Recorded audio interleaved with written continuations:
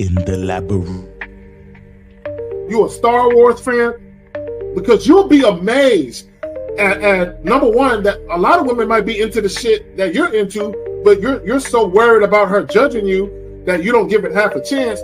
But also some of the things that you're not into, you'll be amazed at how women would want to get into it because they want to get closer to you. A lot of times they say shit like, "Oh, I'm free on weekends," or I'm usually free on Thursdays," or whatever the hell. So if it makes sense, then I schedule a date. If she really liked you from the get-go, there would be no reward system you would have to look for to do anything for, right? Because it would automatically be there, And I like to do this in conversation sometimes. When you're speaking with somebody and you'll hear a girl say something like, "I'll never do this," or "I don't like this," or "I don't like that."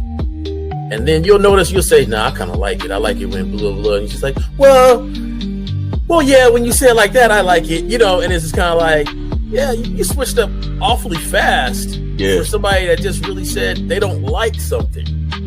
And so, there's always been clues out there for fellas to understand, like, yo, if they really like you, they will change their whole political party.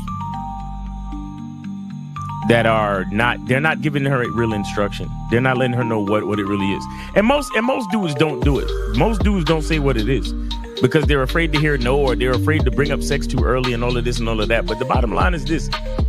Either, again, and somebody said it, either she's feeling you or she's not. You understand? Either she's feeling you or she's not. We got to stop all this nonsense, man. Guys are too afraid to hear no, and it's like I'd rather hear no than to waste 2, 3, 4 dates and time spent, money spent, and all this other shit just to find out that you wasn't feeling me any damn way. You see what I'm saying? But so with me, first date is cool. If you don't want to do it on the first date, no problem. You could be on your period or whatever it is. There's a lot of things that could be off on the first date, right? It doesn't matter. But second date, you gotta know what it is. For me, I like exclusive vagina to me. And that's because I don't want to catch nothing to have my later years messed up. And I like to stroke without no condom on. It feels great. No. So I like it. So you like to be hugged by the sugar walls? You like to be hugged? Yeah. I like that velvet, plush velvet. The smoothness. So, but even then, Jay Roman, I hear you.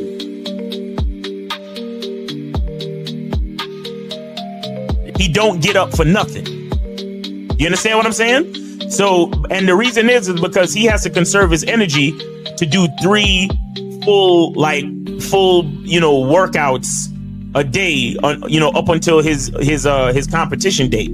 You understand? So when he's in season, he literally just works out as hard as he can. Then he sits on the couch and his wife brings him everything. The only thing she don't do is fucking piss for him, right? So what I'm saying is, it's one thing to have a wife that does it, because you said earlier, these were the words you used. You said a woman who says, "Oh, I rock with this dude, so I don't mind doing this." But see, it's a difference between a woman who doesn't mind and a woman who cheerfully wants to do it. Understand the position of a simp. Make sure you understand the position of a friend zone nigga. Make sure you understand that a man doesn't do anything for nothing. You understand? So run the game, be careful, and do what you got to do. Mm-hmm. And that's right there, Jay Roman. And that's the problem. Your main chick should always be prioritized over all the new chicks. Right? The new chicks should not get preferential treatment. Right? So what would make it difficult for a lot of women is if you're giving girlfriend treatment to the new chick. Right? So this is why when you very first meet women, you have to establish boundaries and parameters where they got to earn everything. So that way, when the main chick is with you and she knows you're dealing with new women, she knows they have to go through the gauntlet too. They just don't get shit quicker. Like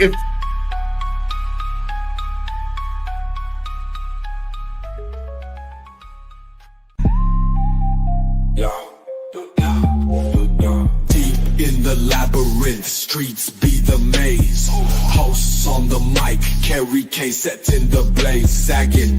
Miles Cunham with the game so tight. J. Roman lit the torch, keeping it right. Manhood's the challenge, skill set to master. In a world moving fast, gotta move faster. Trap beat, pounding 808, shake the floor. Guided by the host, wisdom like law. Kerry K drops jewels, the crowd enthralled. Words cut deep, no need for brawls. Miles Cunningham, tactics sharp like a dagger. Navigates the game, makes the haters stagger. Journey to manhood, no easy feat. Lessons from the masters, words concrete. J. Roman with the keys, opens the door. Manhood's the path, gotta crave for more. Manhood's the challenge, skill set to master. In a world moving fast, gotta move faster. Trap beat, pounding 808, shake the floor.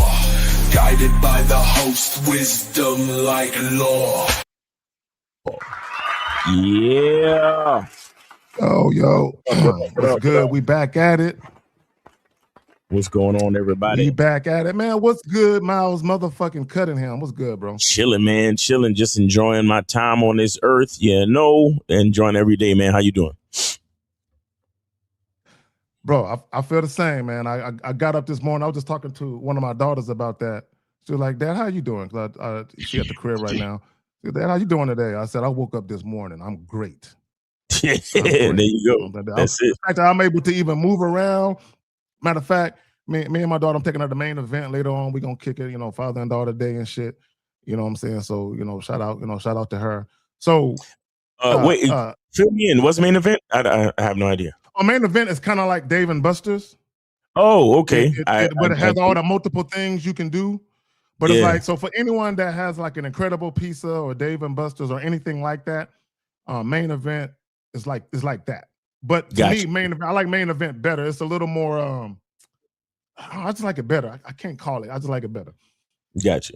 Right, and it's closer to the crib too. It's a lot closer to Dave and Buster's. That could be why I like it better and shit. It's more convenient to get to. Yeah. So, what are we talking about today? Oh, before we get into that, my brother, you got anything you want to plug, Miles? Anything going on? Oh, yeah, of course. Yeah, guys, go to Cunningham Elements. And get your cologne, get your masculine identity eau de parfum and masculine identity sport eau de parfum, as well as all your different soaps, man. Right now, I got a Tom Ford inspired designer fragrance soap. Tom Ford's effing fabulous. Tom Ford's fucking fabulous. If you guys are familiar, it's a really dope smelling bar of soap. And then we got the lavender, we got the rose, lemon mint, and we also have masculine identity soap. So make sure you go to Cunningham Elements, get your soap, get your cologne, and appreciate everybody, man. Shout out to Dukalux for the coffee money, Yeah, shout out to him. He got the 110 Norwegian Chrome, all the way from Norway, land of the tall blondes. Duke, look, I know there's a lot of tall blondes in Norway, bro. I know there is, bro. Be honest. Be honest. Right. So, guys, today we're talking about she caught feelings, but that doesn't change the agreement. Now, we do have a video we're going to play for you guys, but before we get into that, guys, this is a call-in show, right? We're here for y'all. $5 for a question, $10 for a story. The call-in number is 1-844-672-7300, 1-844-672-7300. Call in. Don't wait all day. Also, if you have a question, ladies and gents, put a Q in the chat followed by your question. Also, get them questions in. Don't wait all day, right? Just like y'all got shit to do, we got shit to do, right? Facts. Now, what made me want to talk about this, Miles, is not only the video that we're going to play, but I did a live stream earlier in the week, I should say. I want to say Tuesday. I did a live stream Tuesday. And the guy was asking me, one of the questions he asked was, if you're dealing with a woman and she catch feelings, is that something you should concern yourself with? Or you like responsible for her catching feelings? And I'm like, Absolutely not. That's not my problem.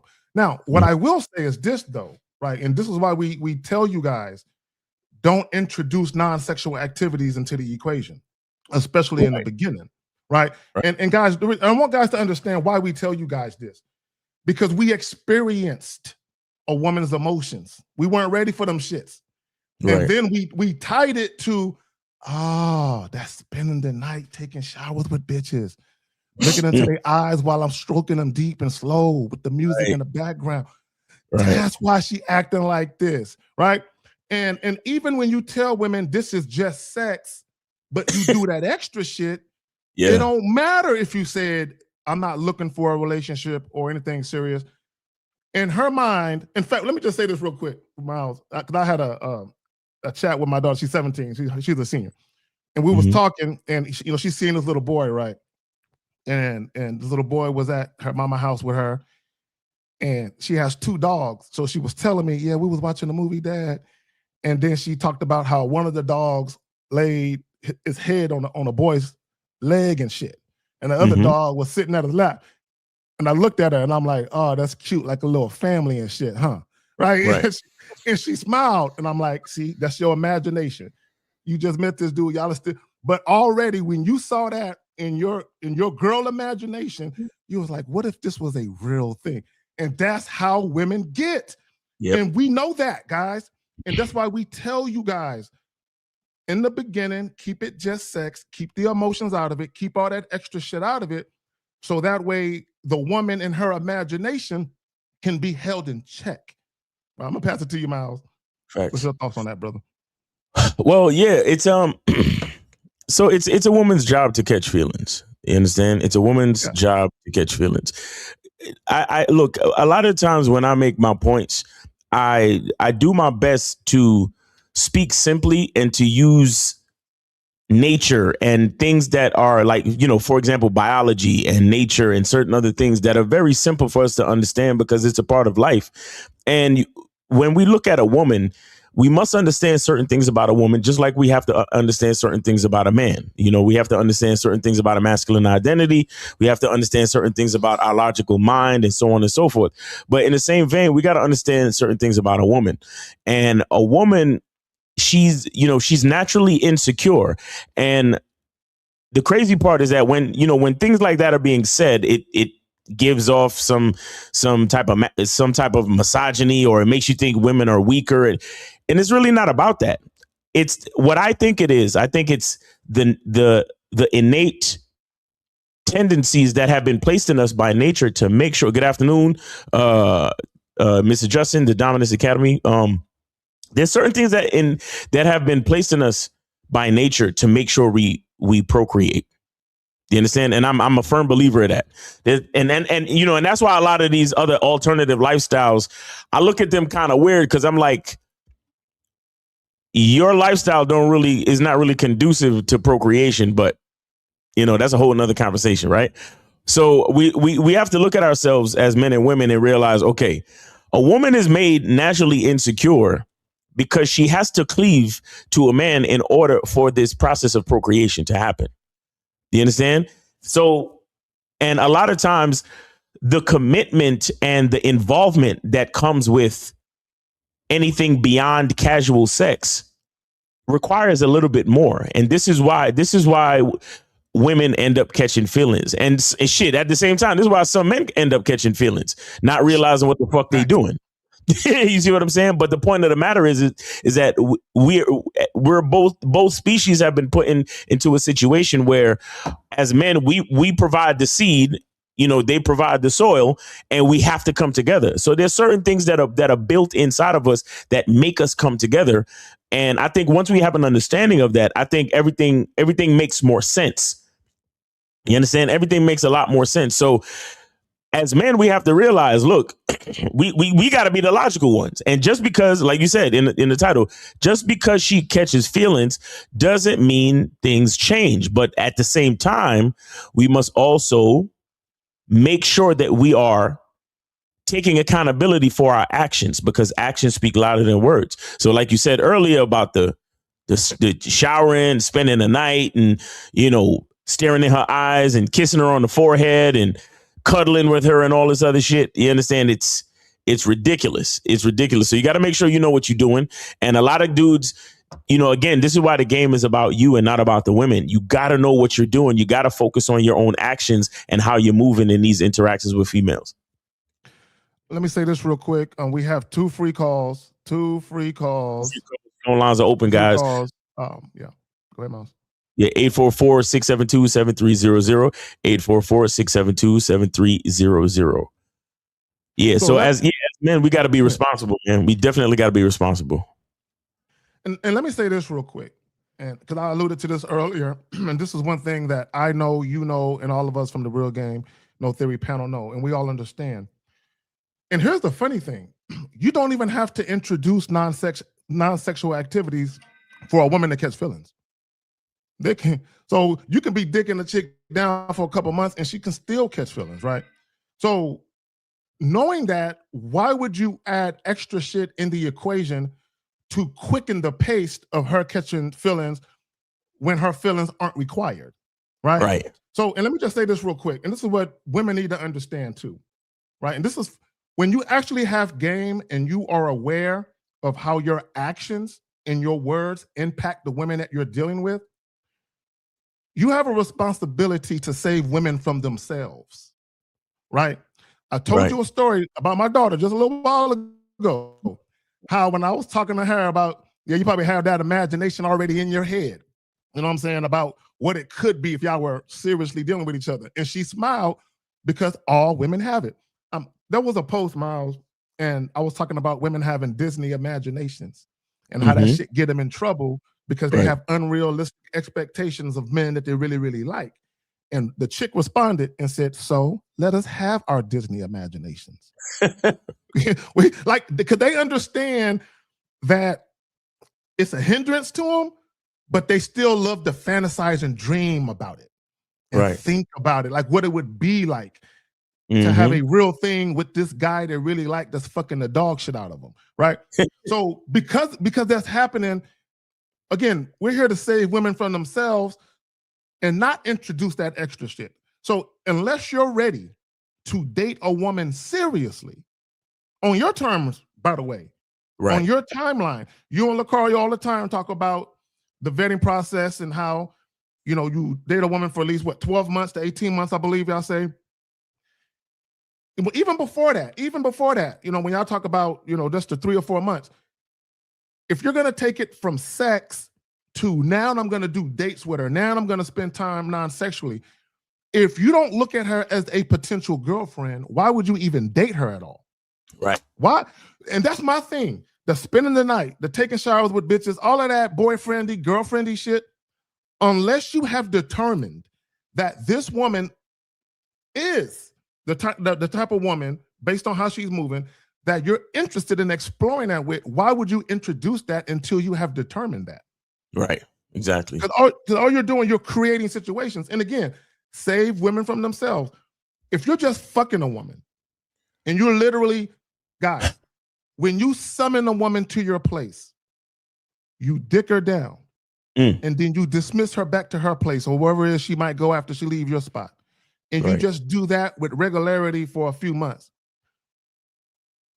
Women know what it is. Those actions tell women that all it is just sex. Now, even in those situations, women can still catch feelings. And Miles, if a woman says, I think I'm falling in love with you, or, can I talk to you about something? Because I know this when they go, whenever a woman says, I got to talk to you about something, I know she's about to tell me she's falling for me. Fuck.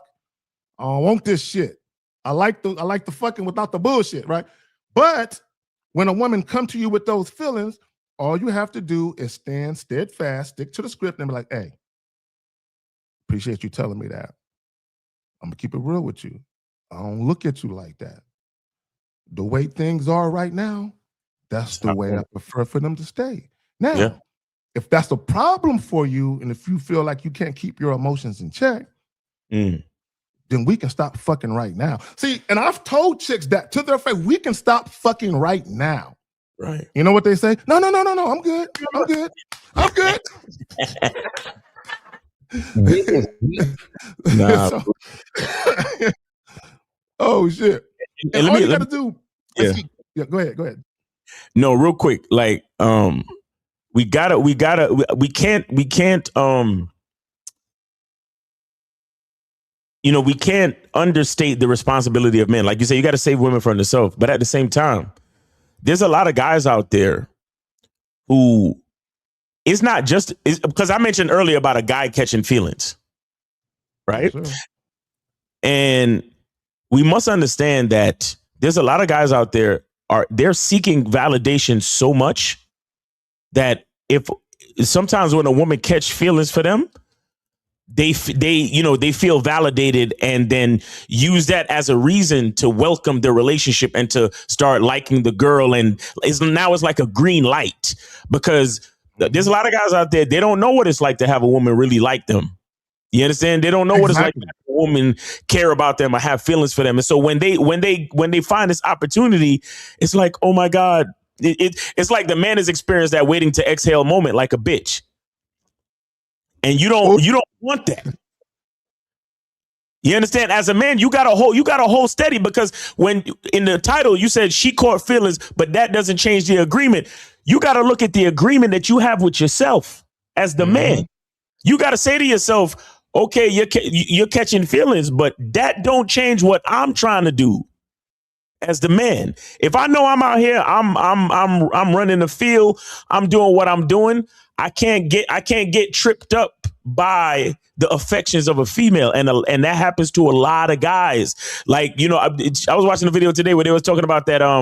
They talk about these different streamer dudes and their relationships with these chicks, and they got OnlyFans, and these chicks is somehow they get into a relationship with these chicks, but then these chicks end up like disrespecting them and doing a whole bunch of shit, and these dudes stay in relationships, and that lets me know that that's a part of what that is, where these dudes they messing around with these girls, they go on a couple dates, they get a little bit of attention, and it's not even that the bitch is catching feelings, is that these niggas is allowing the way the chick is moving to affect the way they decide to move, and that's the real mistake. Okay. You know what? I'm glad you said that right there. I'm glad you said that.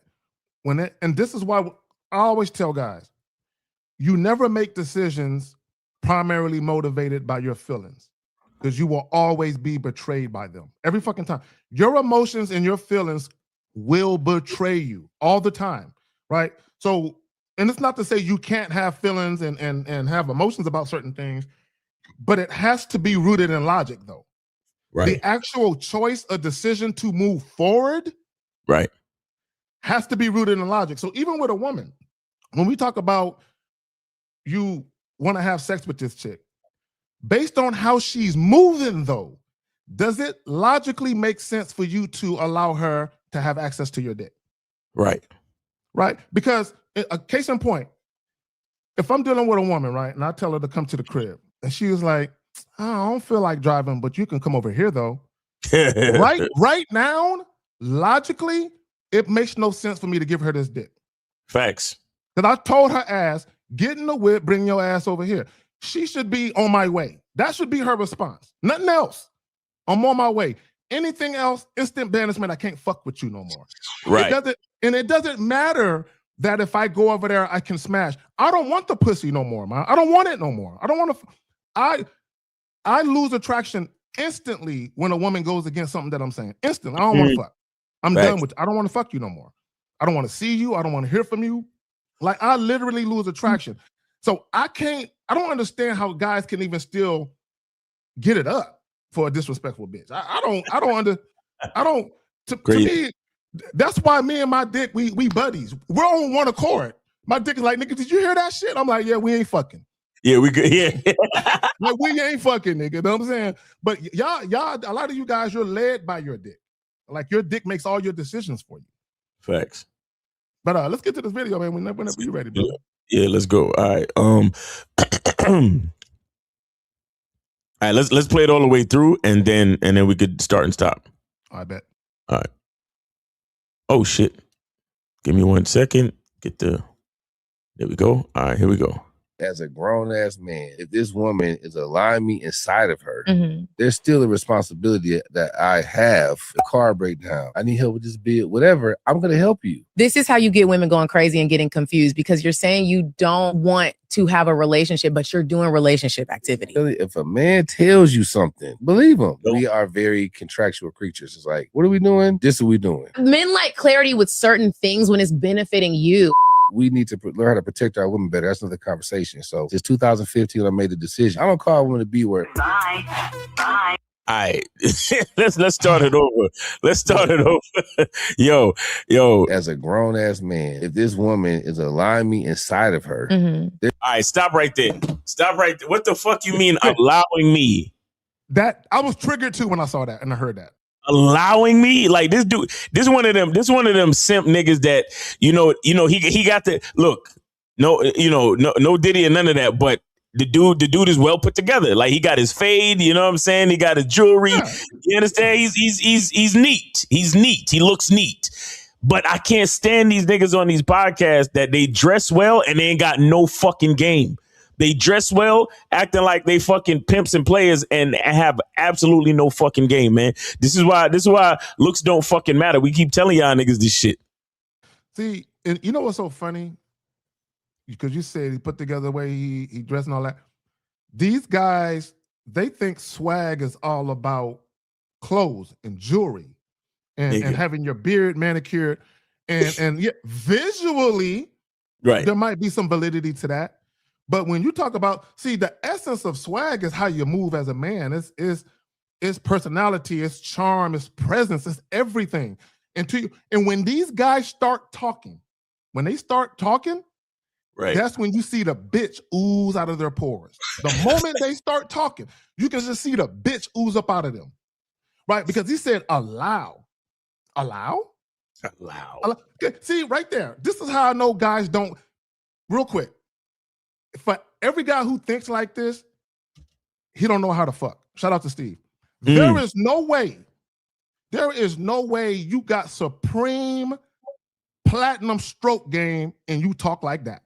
There's no way. There is no way you fucking the dog shit out of bitches on the regular and you speak like this. Bro. Because you know the power of great dick. Bro, real quick, I saw a post. I saw a post a month ago on Facebook, right, and it was a lady, and she said, I don't know what would possess a woman to drive a couple hours to go see a guy.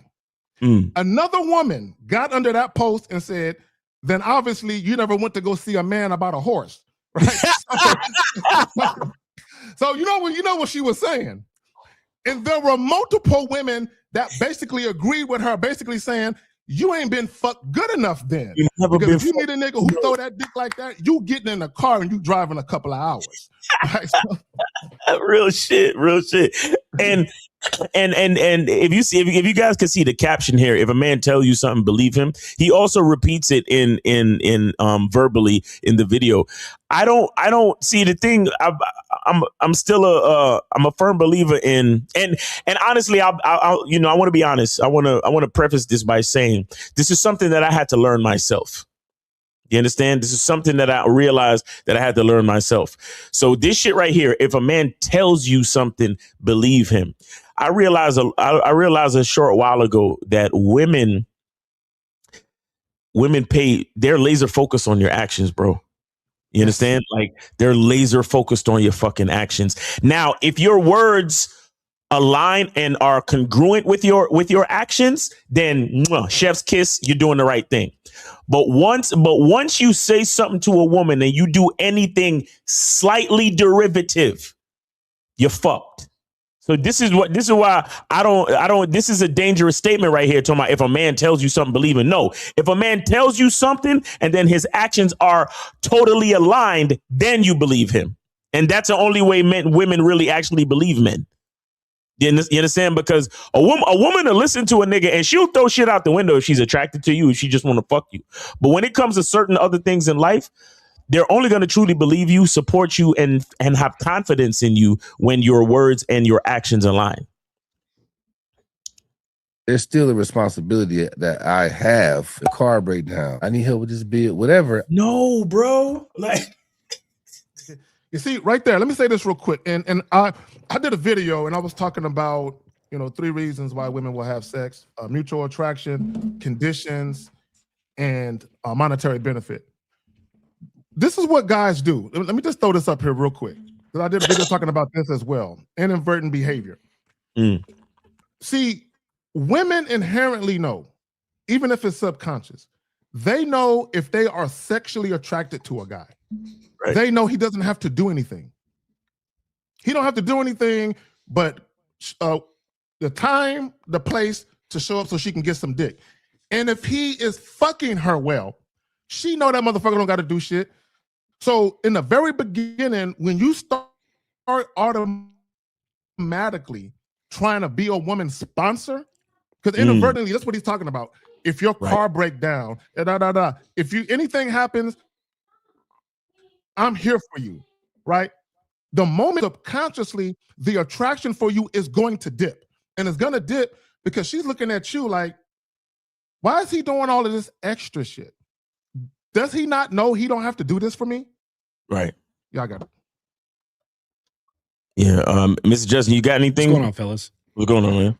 No, play that video. We What's going on, we bro? can catch up. All right, cool.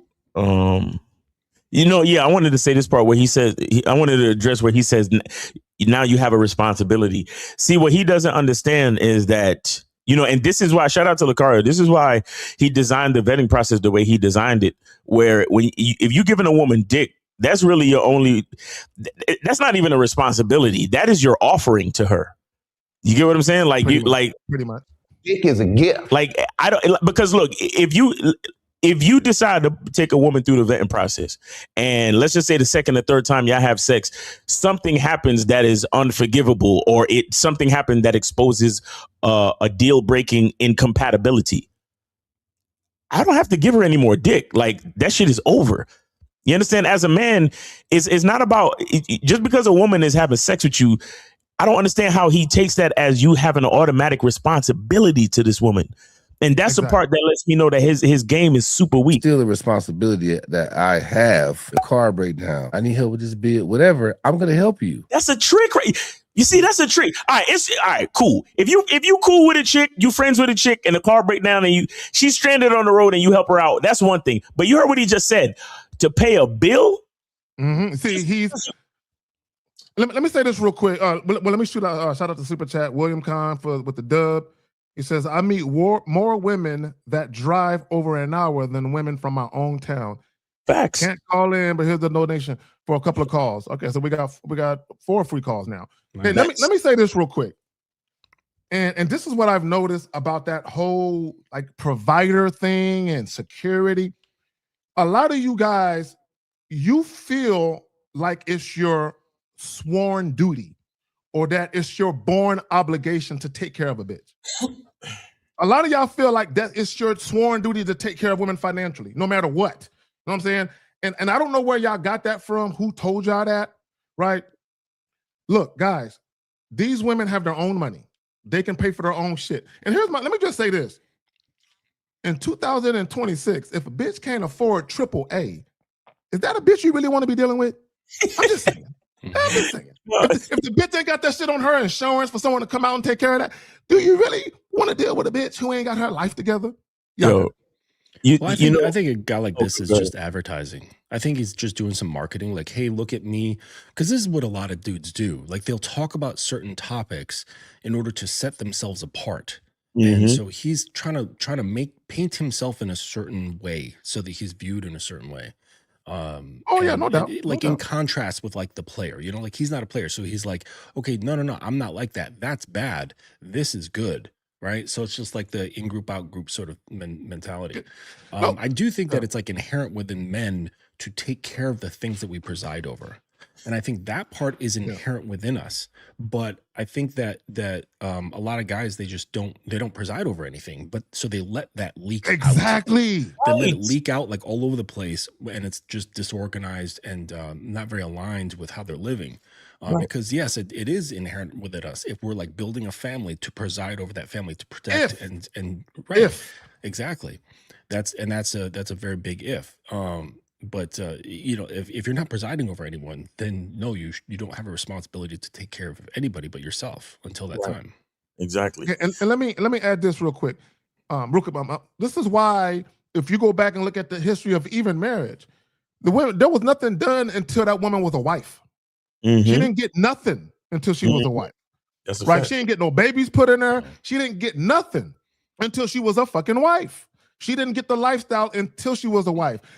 Here's the problem, right? You got guys giving random bitches wife and girlfriend treatment when you first meet them. Now, I do agree with what you said, Justin, and Miles. I know when you speak about it, you feel the exact same way. When a woman is fully under your wing, when she's fully immersed and assimilated into your program, yes, we're definitely going to take care of her, right? Because anything that we value, like you said, we're going to take care of, right? Because we value ourselves, and anyone that we invite into our lives, we're going to have value for them as long as they adhere to the standards we set forth. Y'all got it. Right. I want to add this to the perspective of this guy's, I don't know, self-inflicted responsibility on the woman that he's giving dick to. I think it also speaks to the fear in a lot of these would-be players who are actually simps, and the fear in the heart of the simp comes from him not being ready and willing to accept the other men in women's lives. Here's what I mean. I'm the guy giving you dick. That's what I'm here to give you. If you want an emotional tampon, you got to call the other guy. If you want a guy to help you out with your car trouble, you got to call the guy you got in the friend zone. If you want to, do you get what I'm saying? Like look, with most women in this world, it's just a part of the game. With most women, there's a guy for different fucking things. That's facts. Now, there are so many guys out there who they are, because of fear, not because they are some type of Renaissance man or some type of all-arounder.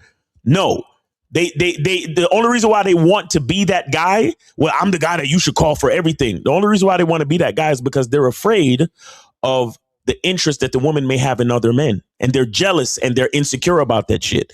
I'm like this. If I'm the motherfucker giving you dick, then please go talk to all them other guys that you got in your phone to fulfill all the other things that you need them to do. I'm totally fine with that shit. And in the same way, shout out to Lucario, because this is something that I heard him say. He was like, a lot of the times, the reason why I behave the way I behave, and the reason why I'm okay with like non-monogamy, is because I know what I want to give to a woman. And I'm not going to force her to make me give her what she wants me to give her. If she want that other thing, she got to go talk to the other dude. That's why I'm okay with her having another guy. That's facts. Because you understand? And it's crazy. Go ahead, Kate. Even that's one of the reasons why I can't do monogamy. Because here's the thing, like that's why monogamy. A lot of times, guys are doing shit that the women want to do, and they don't really want to do it, but they're making that sacrifice, or they're compromising because they feel like they're trying to keep the peace with the woman. I can't move like that. Right now, and here's my thing, and it goes back again. The fact that he's doing extra shit, it goes back to what I alluded to earlier. Bro, you must have some trash dick then. You must have, because bro, I've had fuck buddy situations that lasted for like 2+ years. And I wasn't doing nothing but just dicking a chick down. So, and my thing is, great sex, great dick, not in all cases, but in many cases, if it's just sexual, that's more than enough for the woman to keep coming back to you. That's more than enough. You ain't got to do no more than that. So if you're doing extra shit, what you're telling me is my sex game is not enough to keep her in place. Not enough. So I need to do extra shit to keep her from leaving me alone. And to your point, Miles, a lot of these guys, they want to be prioritized in a woman's life. So they feel like if I'm doing more than I think the next guy is, she will prioritize me above those guys. Right. And it's tied to insecurity, validation, and all of that shit. Exactly.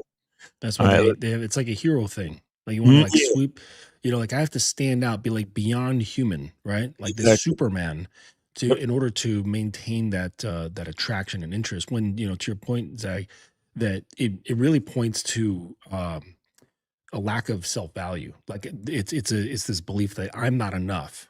right? Mm-hmm. And so my fucking's not enough, my lifestyle is not enough. So I have to show her, I have to like keep giving these things to say, hey, I'm good enough for you. Please take all these offerings and accept me. Mm-hmm. Facts. You know, yeah, go ahead. Oh, well, hold on, Jay Bizzle. Go ahead, Miles. My bad. Now I was going to continue with the video. Oh, real quick, Jay Bizzle with the 1999. Much love to the Gang King. Shout out to the chat and to the mods. Guys, we have 4 free calls, by the way. So thank everybody for the super chats and also the cash apps. We have 4 free calls. Go ahead, Miles. All right. This is how you get women going crazy and getting confused, because you're saying you don't want to have a relationship, but you're doing relationship activity. If a man tells you something, believe him. We are very contractual creatures. It's like, what are we doing? This is what we're doing. Right there. Men like, he said something. I'm triggered again. He said very contractual, like he's signing a contract with this bitch. Like it's almost, and it goes back to what I said earlier, because if you think about a contract, it obligates you to something. That's what a contract is. It obligates you to something. So it's almost like, oh, we're very contractual because I'm in your guts, because I'm knee deep in that pussy. I feel like I owe you something because you are allowing me, and that's what he said. You are allowing me, and guys act like, this is what guys act like. They act like I'm so lucky and fortunate and blessed that I'm fucking her. Me giving you dick, I feel like I'm cheating you. Me just showing up and shoving dick up in you for 30 minutes and leaving, I feel like I'm cheating you. I have to give you more. And my She's thing getting is the short end of the stick. Well, my thing is, I get the short end of the stick the way I'm fucking these bitches. But someone need to go cook a meal for me, goddammit. I feel like I'm doing too much. But go ahead. But that just shows that he doesn't understand women. Nah. Because the way he posed that is that he's expecting a woman to think the way a man does. And women don't think the way men do. They should not be expected to think the way men do. And when you do this, then it just shows that you don't have enough experience and insight into how women actually operate and how they feel and how their choices are made. And then the funny part is that they will want women to understand and think in this way, and then after a while start complaining that women are acting too masculine. There you go. Yeah, it's like pick which fucking side you want. Right? Crazy. All right, let me see. Like clarity with certain things when it's benefiting you. We need to learn how to protect our women better. That's another conversation. So since 2015, I made a decision. She said something. She said, when it comes to clarity, men like clarity about certain things when it's benefiting them. And I'm gonna tell you what that is. A lot of guys who are insecure, possessive, and have jealous tendencies, they want clarity when it comes to what the woman is doing, what she's doing when it comes to her dating. They want clarity when it comes to that, but they don't give the women clarity. Okay, and what I mean by that, if you think about it, these situationships where guys are doing boyfriend energy, in a way, it keeps women in a state of confusion. It keeps women in a state of confusion because it's almost like the guy is presenting her with a boyfriend because he don't want her fucking with nobody else but him. Nobody else but him. And let me just say this real quick. That's dangerous. That's very, very dangerous to do that. And what I mean by that is this. Now, guys, there's nothing wrong with you desiring to have a woman only fucking with you if it's on some sexual exclusive shit, if that's how you're moving. But a lot of you guys, you're trying to casually date women and do sexual exclusivity at the same time. That shit don't work. That shit don't work. And it's going to create mad drama and issues with the woman because basically you're acting like the woman can't be fucking with nobody else while you do it. Yeah, I got it. Well, it comes about naturally, but the problem is wanting it and the motivations behind the wanting it, because usually it's out of a neediness and a fear of their emotional safety being disrupted. It can actually happen, but not because you want it to happen. It's because the woman feels so gravitationally pulled to you. They feel so emotionally grounded and safe in your position, and then so well fucked that they just want to be around you and you. Thank you, Justin. And that so it's something that develops organically as a result of what kind of man you are. right? Not the shit that you have or anything like that. It's how she feels in your presence. So when they end up feeling really great in your presence, but also safe at the same time, then like when they're with you, they don't have any sort of fears coming up, like, you know, for whatever things going on in their head, that they just want to stick around. They're like, oh, that is great. That makes me feel wonderful.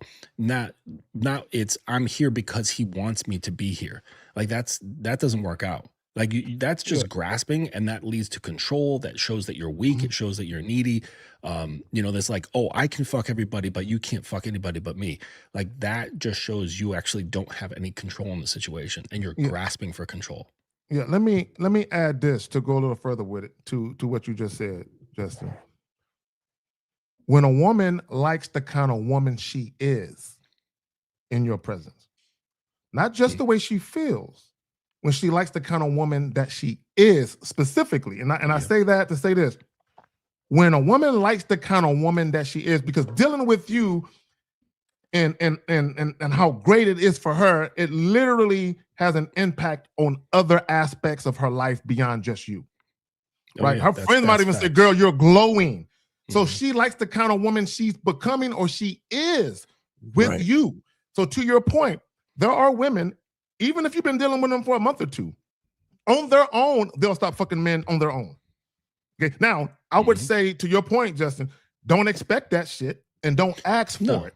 Absolutely. But women on their own will do that on their own because they like how they feel and the kind of woman they are with you so much, they feel like if I fuck another guy, it's going to fuck with that synergy of how I'm feeling with him. Now, whether it's true or not is irrelevant. If the woman feels that, that's enough motivation for her to say, no, I'm just fucking with him for now. Y'all got it. All right. Let me see what the rest of it. I don't call a woman a B word. Bye. Yeah, he's pandering. He's pandering. Absolutely. That's what I was saying before. Yeah, he's pandering. What's sad, guys, is that she was teaching him about being a better man. She was teaching him. She was trying. Sad. Yeah. Like the things that she was bringing up were absolutely real. And he's like, oh, but this is the kind of guy I am. Like it's bad. Like if you got a woman telling you how to be a man, you're fucked. All right, let's see what we got. We got 661. You're on live with the Manhood is a Skill Set show. Name, age, city. How can we help you? J Mars 26, LA. Can you hear me? Yeah. What's going on with you, J Mars? What's going on? What's up? I took the free call. I was gonna tap back in what you guys were talking about on exclusivity. Can you only ask for exclusivity once you've vetted a woman? You can't do it like early on. No. Did you say cannot ask for exclusivity? State your question again, J Mars, and kind of and pronounce the words, each word, please, because you kind of. Okay. Yeah. Okay. So when it comes to exclusivity, and you guys were talking about exclusivity, you said no. You can't be. Of course, you cannot be fucking other women and then expecting this woman to be exclusive to you. Like that'll make sense. What I'm saying is, you can only do that once you've vetted the woman, right? Not like early on when you first fucking met the woman, right? A caller. Okay. So here's the thing. Let me ask you a question. You have some good friends, right? Some guys you think are loyal friends. Well, can you you say what? It's sometimes I will say between life it showed me that no, bro. Listen to what I'm asking you. You have some good friends, some homies that you consider loyal friends, right? Yeah. Can you ask for loyalty? Can you go up to a guy and be like, man, hey, I want to be friends one day. Be loyal to me, bro. Can you ask for another man's loyalty? Never. All right. So he gives you loyalty of his own volition, of his own free will, right? Yep. So can you ask a woman for sexual loyalty? Nope. Oh, nope. Okay. There you go. Yeah. Yeah, that was my thing. When you said, can you ask for that? I was like, ask? What? You don't. That's not something you ask for, man. That's not something you ask for. She either going to give it to you or not. And again, once you open up the doors, you have to be willing to deal with what comes. And that's why most guys don't want to open up the doors. And that's why most guys cheat, because they don't want, you know what I mean? They can't fathom their woman being with another man, although they want to be with other women. And so they'll lie to their woman and cheat instead of, letting them know what it is and going further, starting with the truth from the beginning. Exactly. And what if so, like for me, I know I'm more so a monogamous person. And I feel like exclusivity can't even be there until like vetting the woman. Like, of course, I'm be casual in the beginning. I don't care if she's fucking other dudes, but I feel like you can't even get to the point of exclusivity till you vet the woman. That's what I'm looking at, right? Caller, here's the thing about exclusivity, right? Again, and we've been telling you guys, a woman on her own, independent of you, will make a decision whether or not she wants to allow other men in her or just keep it with you. On her own, she will. So even, I need you to, just because in your mind, right? I need you guys to understand, when you're dealing with women, in your mind, whatever you're doing in your mind is completely separate from what she's doing in her mind. So never assume that you guys are on the same track, right? This is why if you ask a woman, hey, I don't want you fucking no other guys, this is what you're doing, right? When you guys, and when women do this too, both men and women are guilty of this. When you ask for loyalty, you're putting people on a spot, meaning they either gotta lie to you or tell you the truth. Listen to what I'm telling you. So if you ask a woman to be faithful and she's not ready to be faithful, but she feels as though if she don't answer the question the right way, you're gonna cut off access to you, guess what she might be inclined to do now? What do you think she might do? Okay, that makes a lot of sense. Lie and agree. She might agree to be faithful, but she's really not going to be faithful. And now this is what you're doing when you ask for sexual loyalty. You're depending on the word of a bitch. You're asking her and you're depending on her to say, okay, yes, I will. And then you're going to believe that shit? Absolutely not. That's fine. Yeah. Zach, how you put it with I usually move. I never ask for it. I just be like, look, if I'm gonna upgrade you to be my girl, this is like, I'm monogamous, so I'm obviously not gonna be fucking other bitches. I never even say like, you're not gonna fuck. I just kind of say like, look, that's how I'm gonna move.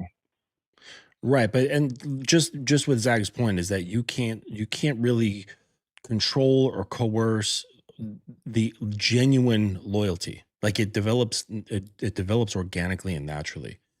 You can do it with force. You know what I'm saying? Like if you've seen like Game of Thrones, like there were rulers in that show who created loyalty through force. And then there's like if remember the guy Stark, right? I forget his first name, but like everybody loved him. He got his head cut off, but everybody loved him. He had natural loyalty from people just because of love. People just loved who he was. And they're like, oh yeah, I'm following him. He didn't have to say, follow me. He didn't have to say, get on my program. He didn't have to give instructions. They were just like, you're fucking awesome. I want to be around you. I want to follow you. I believe in you.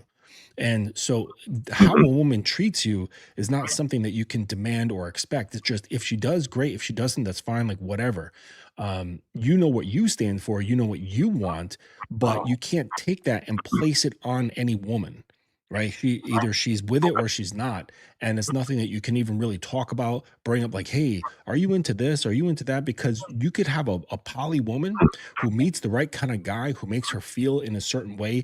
And to what Zach was saying, she starts changing into a different person when she's around you. That becomes so impactful. She just drops all that shit. And you don't even need to say anything.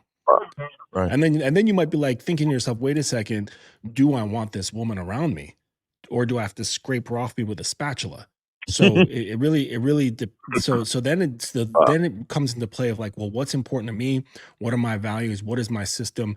Is how she is in alignment with where I'm going? Whether she's loyal to me or not, whether she loves me or not, like is that in alignment? So really, you can't like make these things happen. Either she just does or she doesn't. So caller, go ahead, Miles. Go ahead. No, real quick, J Mars, why are you asking this question?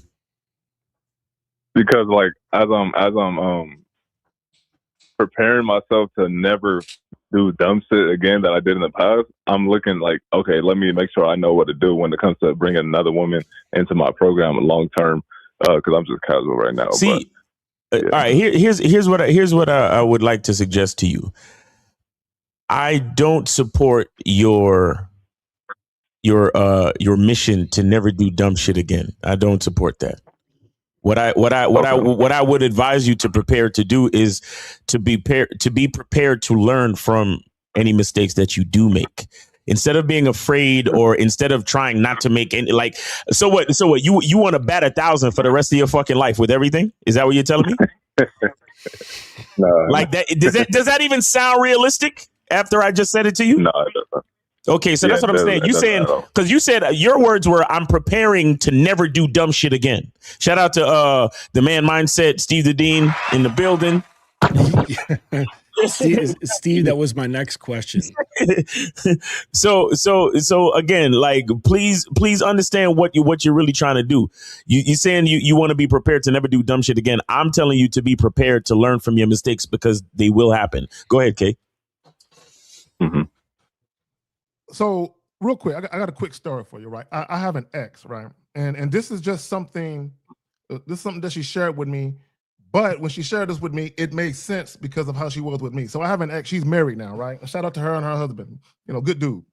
So when they were dating, this is before they got into a relationship, right? And I'm not even sure, and she watches, she know I got a YouTube channel, so if they happen to watch this, shout out to y'all, right? And I don't know if he knows this story or not, right? So if I'm telling him he don't know it, my bad, right? So when they were dating, she had already booked, her and one of her homegirls booked a trip to go to Vegas, right? Girls trip.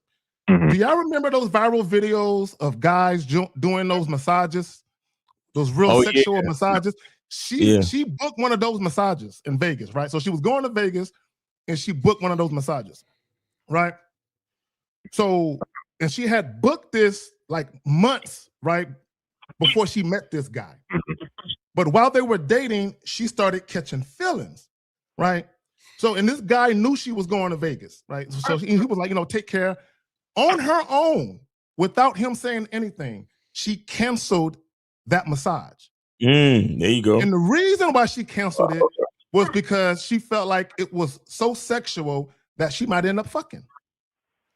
And she didn't want to cheat on him, although they were not in a relationship, because of her feelings for him, although he didn't know how strong her feelings were. She made a decision on her own, unbeknownst to him, to not do that, because she made a decision. He's the only man I want touching me right now. Women will do that on their own. When you ask for it, it's not real. It's not genuine if you're asking for it. Yeah, right. No. Well, Steve beat me to it. You mentioned program, and that is actually the thing that prevents you from doing dumb shit. But I don't think that you have what's set up to prevent you from doing dumb shit. So why don't you tell us about your program? Okay, so the only I will say I really don't have a structured program at all, which is why I definitely did. All right, so you're saying you don't have one? Yeah. Okay, so you mentioned, like, my program, like getting on it or following it or whatever. It would behoove you to have something to actually follow, that you follow first, that she can just assimilate into. You don't even have to tell her very much what's on there, because when things are apparent, then it's fucking apparent. Like it's easy. It's easy to recognize. And then if she has questions, you can kind of fill her in. But you don't even have any of that information, and then you don't live by any of that in order to create anything for yourself. So that's the basis of it. So if you don't have any clue what that is, I suggest you figure that out. And it's going to be a hard thing to figure out without someone kind of giving you the tools to do so, because it's not just like sitting down with a notebook and being like, okay, let's just do this. It's easy. It's sort of like the constitution of this nation. Like, they didn't just like, hey, let's just kind of like throw some shit at the wall. Like, they sat down for months trying to sort that shit out. Okay. that's the weight of your program. Like, it's that serious. And so I know that I think Locario has something about like designing a program. And, you know, Very like important. basically any of the guys that I associate with here can help you sort that out. Right. Because it gets tossed around way too much of saying like, I've got this, knowing what this is, and really they have no clue what the fuck it is. Break it down. And most people have no fucking clue whatsoever what a program or system is. And Mr. Justin, you know how you know? You know how you know? Real quick, Colin, I'll pass the right back to you. You know how you know when guys don't have a program? When they're casually dating random chicks and allow them to spend the night and they're doing boyfriend energy. The moment you hear that, you know he don't know what he's doing. Right. Oh, I think it's when you have chaos in your life. If you have chaotic things happening in your life and you're just putting out fires here and there, you're reacting to the things happening, you have no system, you have no program. You are like a leaf on the wind, just kind of trying to survive. That is not having just a program. dangling out there. Exactly. You're a complete in reaction mode. And then largely your feelings are going to be involved in the shit. You don't have a program. You have to figure that out. And Giuliana said it women. best. It will not make just women, but it will make your life easier. Okay. See, and right there. But it starts real quick, J-Mar, real quick. And it starts before women even get an invitation into your life. What are you inviting women into? Right? I need guys to understand this. Women are just chaotic creatures by nature. They're just chaotic individuals, right? Men represent order in a woman's chaotic life. So if a woman is dealing with a chaotic male and she is chaotic, all you have is chaos. Emotions All you and have bad is dick. chaos. Mhm. Yes. That's true. All right, J Mark. Yeah, no, definitely. The problem was, I wasn't following the program. That's where I fucked up. I didn't follow the Bad Boy membership. I literally know everything I was supposed to do, and I thought I could do it on my own way, and I fucked up. Mhm. Yeah. No, just listen to your teachers, man. Keep learning. You got to keep learning. All right. Yeah. Thank you. All right, man. All right. Thanks for calling. Thanks for supporting the show. All right. Take it easy. Guys, go ahead. Call in 844-672-7300. We still, how many calls you got left? Like three free calls left still? Yeah, we got 3 calls. We got 3 calls left. We got 3 free calls left, guys. 3 free calls. Go ahead and call in. Okay. You know, I say to my guys all the time, I say it on my own show, that the path of manhood is laying in bricks of honesty. And you cannot be a man without honesty. So you have to start with the honesty to yourself, saying, I don't know who I am. I don't know what the fuck I'm doing. That is the very first step to actually figuring something out, not faking it till you make it, not trying to appear to be a certain something, but actually working to be that certain something. And the first part of working towards anything, whether it's like learning to play piano or getting your fitness around or changing your wardrobe, you have to recognize what is, you know? So if you're on a map, like you can't figure out where to go until you can locate where you are. Right. There you go. And you got to be honest about it. You can't be sitting in the middle of the woods and go, oh, no, I'm actually high on a mountaintop. No, it doesn't work that way. You have to say, I'm lost in the middle of the woods. I'm over here. Well, the problem with guys, they think they have it together because they have a car, they have a roof over their head, they got a couple of dollars in the bank account. They think they got it all together. And my thing is, mentally and emotionally, you're lost. You don't know where you're at mentally and emotionally. And you know that because you can be moved by the mood of a woman. Bro, if you can be moved by the mood of a woman, you're very weak mentally. You're very, very weak mentally. And let me just say this real quick. What's hilarious is guys expect loyalty from a woman when they're not loyal to their own identity. You're not even loyal to who you are as a person, but you expect a woman to come into your life and bestow loyalty upon you. And let me just say this about women and loyalty. And this is every single woman walking the planet, even Giuliana. Women are loyal to themselves first, period. They're loyal to themselves and to what they believe they're getting from whatever situation that they're in.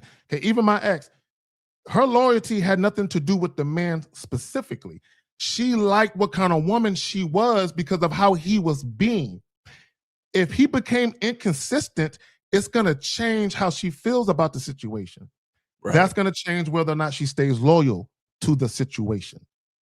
Y'all got it. We got any questions or I do got a question, but I think that was for Justin. So was this? Go ahead, Justin. If you want to talk about that. Oh yeah, he wanted to ask you this last week. Yeah. You on mute, Justin? You're on mute. Oh, my bad. Yeah, I answered this in the chat. If you guys are going to any of these sort of like alternative things that you're not familiar with, they have their own ecosystem, their own social conduct rules and things like that. When you go to these things and you don't know all about it, just be cool, ask questions, have respect, don't try to perform, and everything should be okay. Right. And let me say this, guys, keep your eyes up. Stop trying to compare yourself. Right? A lot of y'all, what's happening is what's happening. I'm just gonna keep it real with niggas. What's happening is you walk in this room and you see and hear shit going on that you never seen and heard before. Right. And you are allowing certain things get in the way, right? And guys, just understand what lane you're in and win in your lane. Don't worry about somebody else's lane. And I'm so sincere when I say that. So guys, when you go to sex parties, y'all have to understand there might be guys in there that are just doing shit to chicks you can't do. Mm-hmm. Don't get caught up in paying attention to what's happening over there and be like, damn, I wish I could make her respond to me. Like, don't do that. Don't play yourself like that. Right. Just do what you can do, right? and and be chill. Y'all got it, man. Y'all got it. Yeah. Now, right. Wicked Scorpion, you'd be surprised at how many single men go to these things. I mean, it's just because they don't like prevent people from going in at the door like nightclubs where they're like, no, single guys can't come in here. It's not like that. You just got to pay extra. Yeah. Usually you have like a higher fee, but they'll let anybody through. Like as long as you're not crazy, they'll be like, all right, come on in. Yeah, and let me just say this, guys. Just because you go to a sex party doesn't mean women are going to want to fuck you. Oh, no. I want guys. I want guys to understand because guys, there's a lot of guys on the internet who believe that quote unquote promiscuous women just let anybody fuck them. No, they don't. No, they do not. Even promiscuous women are still selective. How do you know they're selective? Because women are out here using guys for free dinners and all of that. And a lot of those women are promiscuous, right? So just because a woman loves dick doesn't mean she wants yours, right? So understand that. So just because you go to a sex party and you're in there and there are half naked or fully butt naked women servicing multiple guys doesn't mean you're next up. So you can get into a line that's ready for her and then she can be like, no, not you, him, right? So and guys, it's gonna fuck with your ego when you see a chick getting fucked by multiple guys, but you're still getting rejected. Don't let that get to you. Yeah, I got it. Well, a lot of them, just to understand is, and I mentioned this to the gentleman that consent is huge in these spots. Because they're usually very organized. There's reputations involved. Like the space itself has a reputation.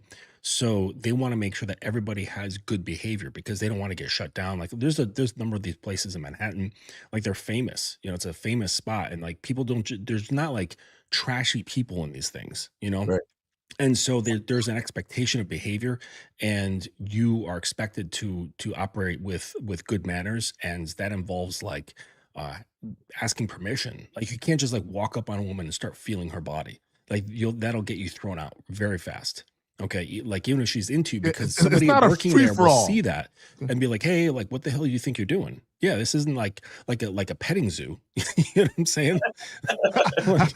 You actually have to have consent. I like that shit. I like that shit. You gotta have consent to touch these women. But typically, and usually, like the people who frequent these places are very experienced, so they have a palate. Like to what Zach was talking about, they have a palate. So women who are like experienced with a lot of interaction and a lot of sexual interaction, their palate is greater.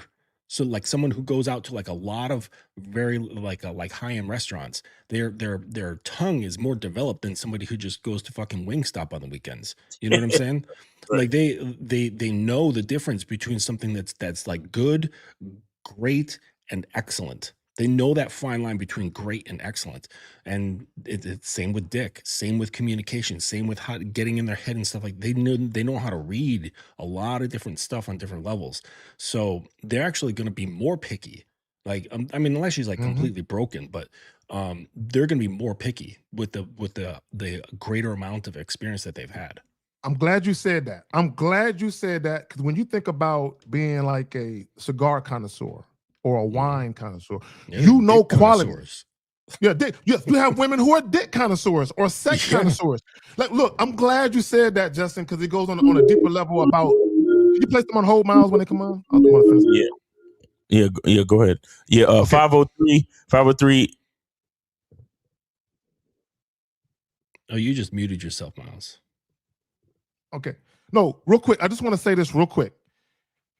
Because there are women out here who are very sexually experienced and they are dick and sex connoisseurs, your behaviors are going to tell them whether or not you fit what they're used to. Just your behaviors alone, how you act, what you talk about, and how you react to them. A lot of you guys are getting rejected by women, not because of how you look, but because she recognizes based on how you talk, you can't fuck her like she needs to be fucked. Oh, go ahead, Miles. All right, 503. You're online with the Manhood is a Skill Set Show. Name, age, city. How can we help you? Yo, what's happening? It's BJ, 34, Portland, Oregon. Okay, what's up, BJ? How you doing, bro? Good. Well, I was asking a question because, like I said, I had no experience about this shit, and when I went in there, like the first person I talked to, she tried to push like a sub thing on me. It was like, oh, have you ever been a sub? So like, well, I don't know what to do in that situation. And I know, obviously, you know, Mr. Justin, you got the Dominance Academy. So like a woman trying to push the sub narrative on me was just like absolutely crazy. But in that situation, I'm like, well, I mean, I tell you no, but at the same time, she's trying to push up on me and still push that narrative of the sub shit. Caller, let me say this real quick. You know what I mean? Let me say this. Let me just say this, and I'll pass it to Justin because I got to jump off and do something. Let me say this real quick.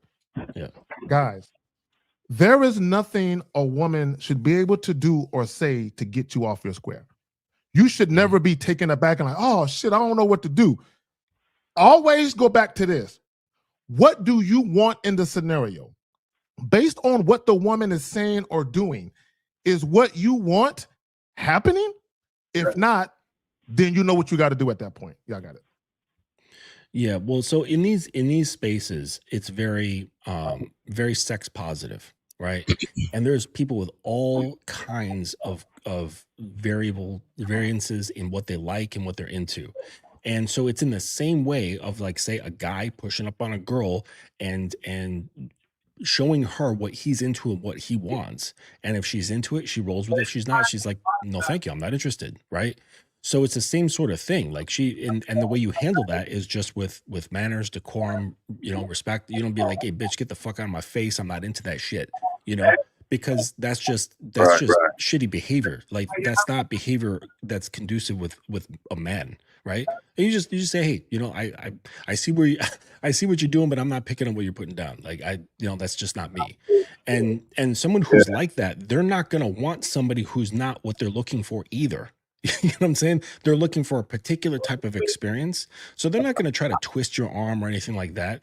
They're just, so it's just good to just let them know and say, hey, no, I'm not a switch. I'm not a sub. You know, that's just, I'm not into that sort of thing. You know, but it's good to meet you. Like, you know, you can still be cool. Like you just let her know like, hey, that's just not me. And don't take offense to it. Don't be anything about it. You know what I'm saying? It's just like somebody coming up and like, hey, you know, I'm a vegan. You're like, hey, I don't fuck with that vegan shit. I like to eat meat. You know, like just it is what it is. Right. No, I appreciated that.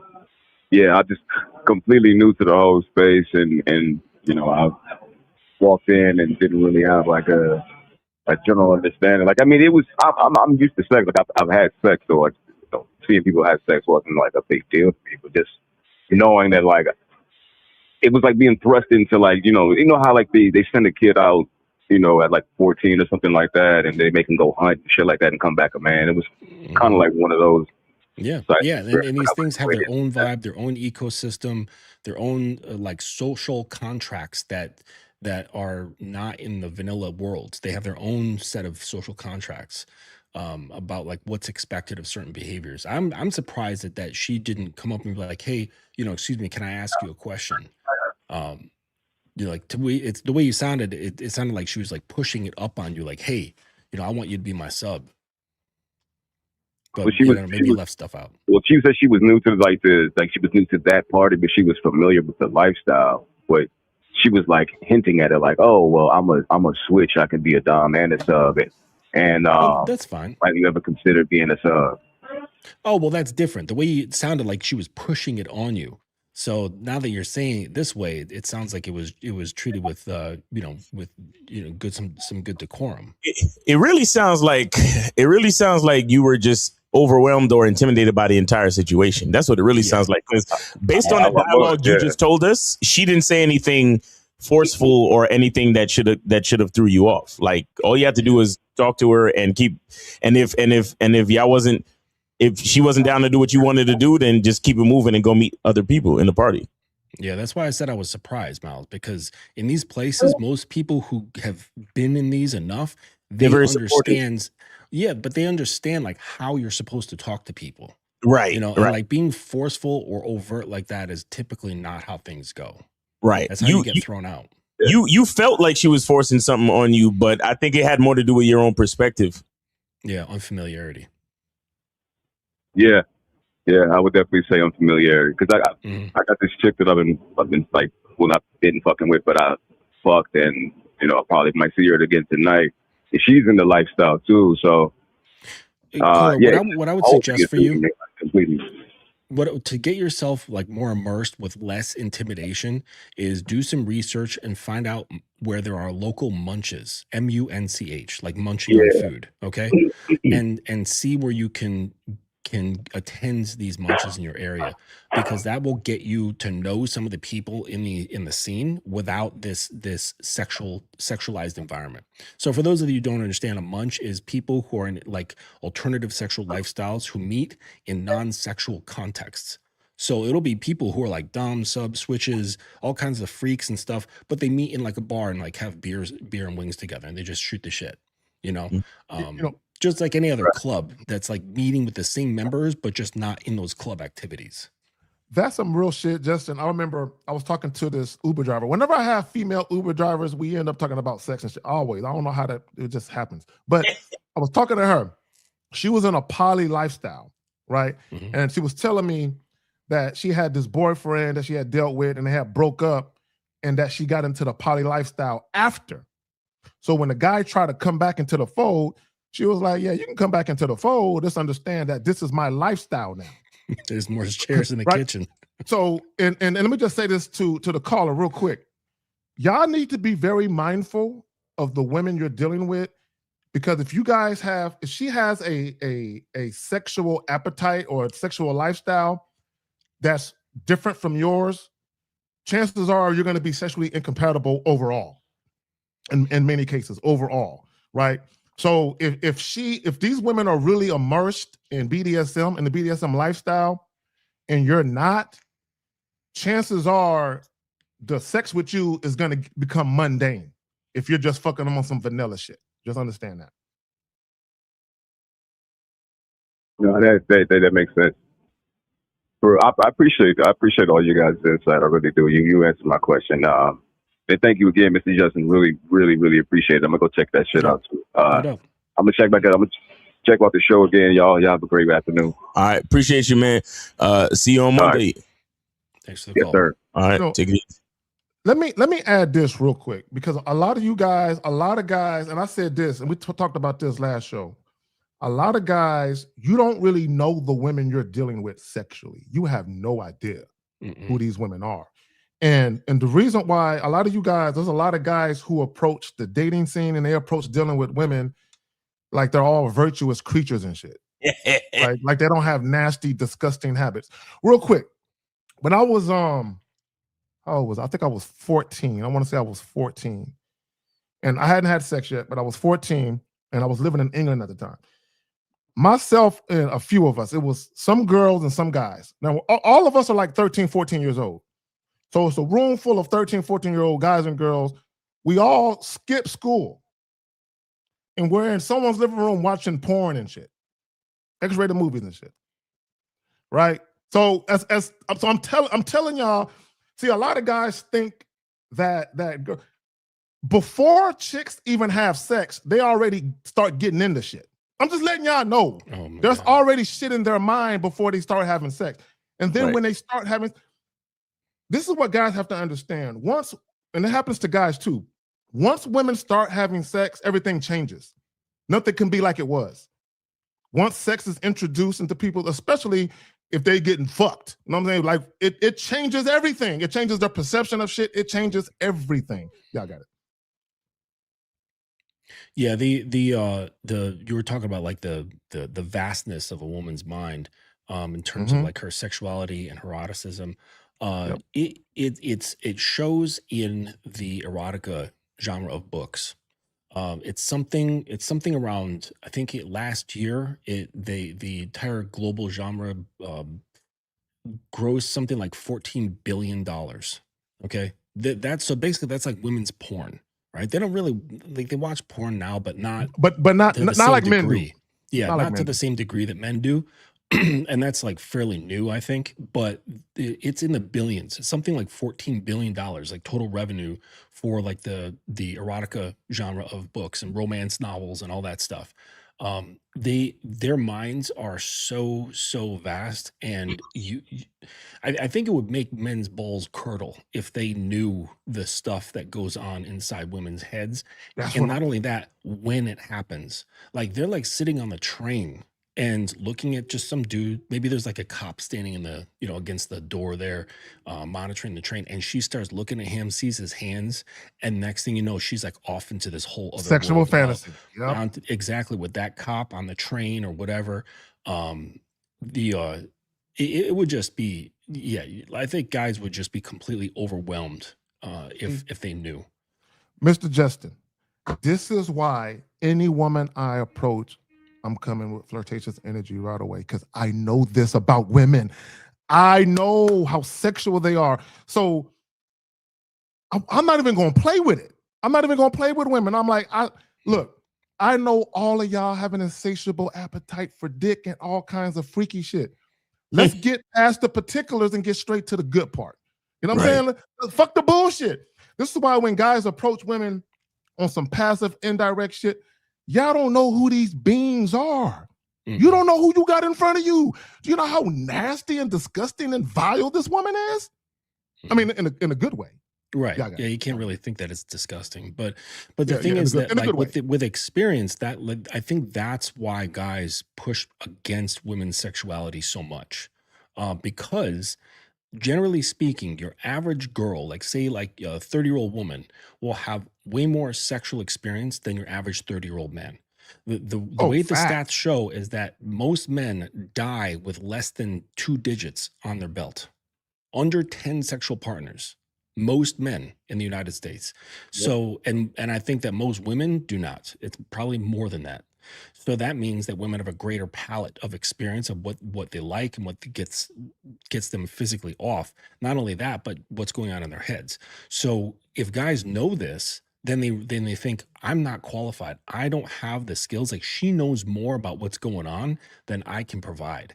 And that's really intimidating. So they're like, these women are hoes. These women are worthless. These women have their bodies up. They're just walking corpses. Like they're just worthless. And that's their only means of coping with the situation, that they just can't handle the idea that she has a greater palate than he does. Yep. Yeah, I agree. But they shouldn't let that hold them back. Like just fucking like flush that mindset out of your head. There you go. Yeah, women on average, just if you can put any age group, you can say teenage girls, you can say women in their 20s, men in their 20s, women in their 30s, men in their 30s. On average, women are going to have way more sexual experience. They're going to have a better filtering system when it comes to attraction. Okay, I mean, this is what guys have to understand. This is why, shout out to Lucario, looks matter and they don't matter. What women realize real quick is that how a man looks has nothing to do with the size of his joint, and it has nothing to do with how good he is or isn't in bed. Right. What women begin to understand consciously and subconsciously is that there is a subset of behaviors that men who are actually good in bed and confident about it display in conversation. So they begin to just subconsciously filter through that. This guy's supremely confident. Why is he so confident? I'm curious, right? You talk about big dick energy. It's not necessarily about having a big dick. It's about a certain energy about you, a certain level of confidence that is attractive to women. Women say, I don't say that. Women say that confidence in a man is a sexy trait. There's a reason why they say that. Y'all got it. Yeah, and that can't be faked. You know, like it Or actually mimicked. can't even be learned. Yeah. You can't copy it. Like it's cultivated. It's developed over time. Right. You know, and the thing is, like with you know, like big dick energy, I'll tell you what, like it doesn't it doesn't have anything to do with like asking her. Like a lot of guys be like, oh, what do you like? What are you into? Right. That question alone shows that you don't know what the fuck you're doing. Facts. Right. You're like James Bond would never be like, hey, like, what are you into? You know what I mean? Like, because the way he carries himself, I mean, especially the Sean Connery version, shout out to him. Like he is, you know, he just exudes this, right? Right. He exudes this thing, just like, I understand what I'm doing. I understand what I am. You can come into my world. I got it covered, you know? And that's really the whole attitude. There's no neediness ever, you know. Go watch like Thunderball. You know, I think that was the first Sean Connery James Bond film, Thunderball. That was Sean Connery was the best Bond, if you ask me. That's my preference. Yeah, I absolutely. think Roger Moore was probably the second. Yeah, but not he didn't have that swagger that Connery did. Yeah. Look, in real life, my ex-wife, who is black, thought Sean Connery was an attractive man. I know a lot of women, black otherwise, who thought he was an attractive man. You know what I'm saying? So, but it was the swag, it was all of that. It was the Silver Fox thing, but it was also the swag, because even off camera, he carried himself, and he was in real life, he was a dominant dude. Y'all remember that? Yeah, that interview? I'm gonna smack a bitch if she needs it. Mm-hmm. Yep. Yeah, exactly. Sometimes it just gets to that point. She just needs that. Exactly. and women were not necessarily up in arms about that because it was him. Because it was him. You know, and also was delivered with such conviction, but not like a forceful conviction. Just there was no even a shred of doubt in what he was saying. A quiet dominance. It wasn't loud and bravado and machismo. It was a quiet, self-assured dominance. And like you said, you cannot mimic or fake that. It's cultivated. Yeah. It was just matter of fact. It's like, it's like, see, he might have been, it might as well have been saying like the sky is blue. Mm-hmm. Like it was that matter of fact to him. And he was indifferent to the opinions of others. Sure. I say what the fuck I want to say when I want to say it, how I want to say it, and where. Yeah, was it Barbara Walters or something like that interviewing him? She was like, really? Like, that's what you think? And he's like, yep, that's just. She was trying to goad him into it, like, so you don't want to change your perspective and blah blah blah. He was like, no, I still feel the same way. Yeah.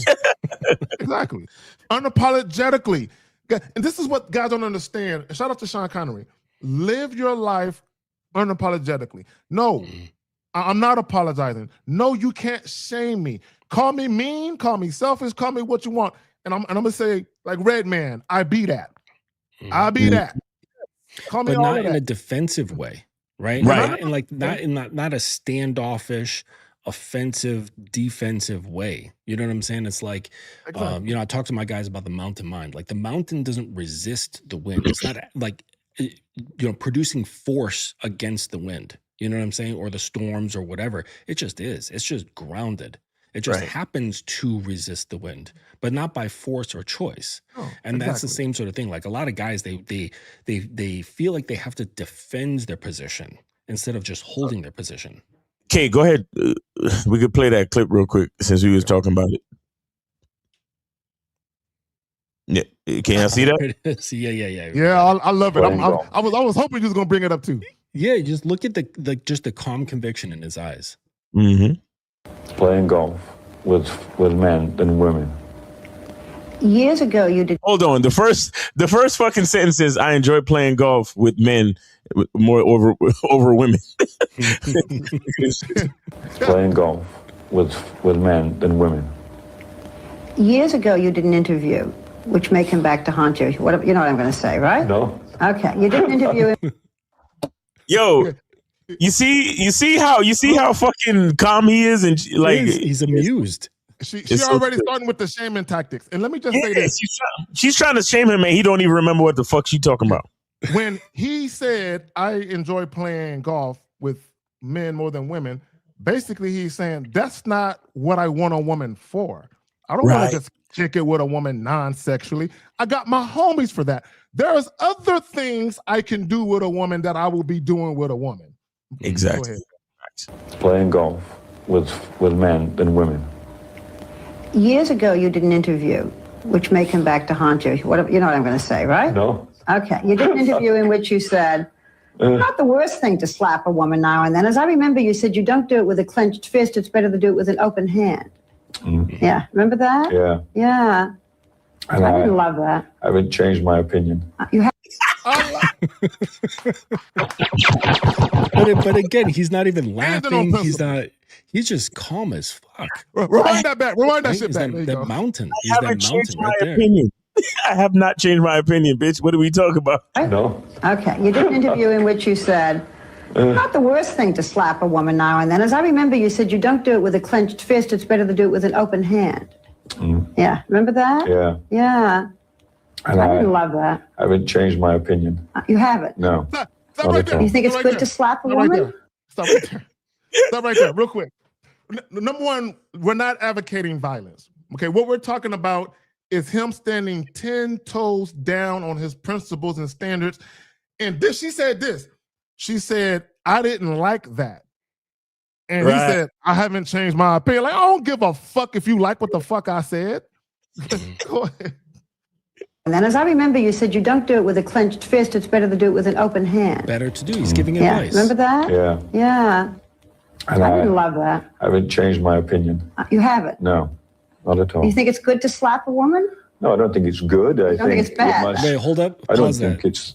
Pause it. So do you see how she led the question? Right? Yeah. She reframed the scenario. Said, do you think it's good? Now she put it into a moral thing. Yeah. Right? Good or bad. She turned it into a moral framework. And so, but he noticed it and then brought it back onto track. He said, not necessarily like a good or bad thing. Right? That's not what it's about. Right. Yeah. Remember that? Yeah. Yeah. And I didn't love that. I haven't changed my opinion. You haven't? No. Not at all. You think it's good to slap a woman? No, I don't think it's good. I don't think it's bad? I don't think it's that bad. I think that it depends entirely on the circumstances and if it merits it. Yeah. What would merit it? Well, if you have tried everything else, and women are pretty good at this, they can't leave it alone. They don't want to have the last word, and you give them the last word, but they're not happy with the last word. They want to say it again, and get into a really provocative situation. Then I think it's absolutely right. Okay. To give her a good slap. Yeah, absolutely. See, again, I'm not advocating violence, but initially what he's saying is, bitch, I said shut the fuck up. I'm done talking about this shit. And she keeps talking, bitch, I said shut the fuck up. And but let me say this real quick, right? Because I'm not condoning violence. However, if you're in a situation where a woman is running her mouth too much and you tell her, hey, I'm gonna need you to I don't want to talk about this shit. I'm gonna need you to tone that shit down. If she don't listen, you can't fuck with her. A woman, you should not have to raise your voice or put your hands on a woman for her to shut the fuck up or for her to calm her ass the fuck down if she's talking too loud. You should just simply, in a very assertive, confident manner, let her know, hey, chill with that. And if she actually respects you, she gonna do that. If she don't respect you, she gonna keep doing this. You can't have a disrespectful bitch around you. You gotta get rid of her. Y'all got it. Right. But I think what's most important here is not the fact that this is not advice, okay? What we're seeing here is this is what Sean Connery believes in for himself, for his relationships, and he's standing on it with grounded calm. Okay? This is just what it is. He's not saying this is what men should do. He's saying this is what I do. And I think that's the most important lesson here. If you don't want to do what he does, you don't have to. It's not prescriptive. What we need to observe here, fellas, people in the audience, is that is his conviction to what he believes in. Right. And he's not worried about how it's seen or whatever. He's just like, this is what it is in my world. Right. Yep. I think it's absolutely right. To give her a good slap. Yeah, absolutely. What if she gives you a good slap back? Well, then you get into another area. I mean, then maybe she's getting to like it, and then it becomes something else. I don't know. But Right. So he's so good because now he reframed it again, because she wanted to like come into this thing like, oh, well, what if there's this combat arises? And he flipped it into something pleasant, playful, and sexual.